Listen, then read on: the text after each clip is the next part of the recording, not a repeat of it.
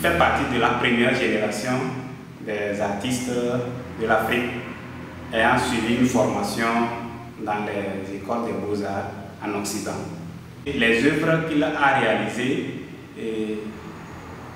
ont toujours un fondement dans la tradition. Il ne fait pas juste une copie de la tradition, mais il modernise. Parmi les œuvres en céramique, il y a des vases où il y a des objets qu'il appelle des objets usuels. Ici, la technique consiste dans un premier temps à réaliser l'œuvre, le mettre au soleil juste pour le séchage et après on met ça au four. Les artistes utilisent des fours électriques pour cuire ces genres de céramique.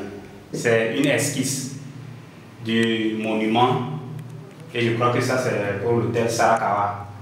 Dans la technique de l'artiste, c'était d'abord de réaliser des esquisses sur des papiers comme ceci et juste après on étale ces papiers sur des couches de béton et vous allez constater qu'il y a des perforations sur les lignes des dessins.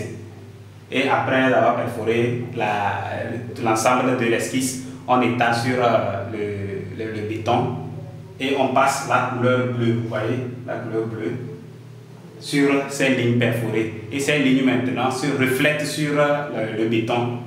Et ça c'est du chalumeau, il utilise du chalumeau pour dessiner sur des... Voilà, donc le nom de l'œuvre c'est Tête du Christ. Bon, cette technique est appelée la technique des eaux fortes. Et l'auteur utilise souvent les acides pour réaliser ces genres d'œuvres. Donc c'est l'amour maternel qui est présenté ici.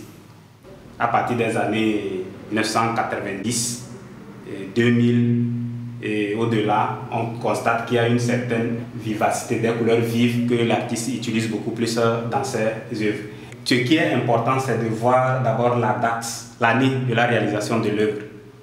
Et suite à l'année, nous avons M3 qui signifie troisième millénaire chez l'artiste. Donc il est pratiquement à la fin de sa carrière artistique. Ici aussi, on est toujours en présence d'une femme africaine, mais la différence entre la première et celle-ci, c'est la coiffure de la femme, le mode vestimentaire que nous pouvons remarquer ici. Et toujours, c'est dans les années 2009. Paul Ayi ne puise pas son inspiration uniquement dans la tradition togolaise. Donc il est un peu plus international. Et tantôt il va en Égypte, tantôt chez certains peuples comme les Baoulés, les Dogons, ainsi de suite. C'était une surprise pour moi de découvrir le talent de cet artiste dont on ne parle ou dont on parle très peu chez nous au Togo. Et il n'est pas seul, il y a certains artistes qui ont suivi Paul Ayi. Je crois que Paul Ayi ne serait qu'un premier artiste étudié dans le cadre de l'histoire de l'art au Togo et le reste va suivre après.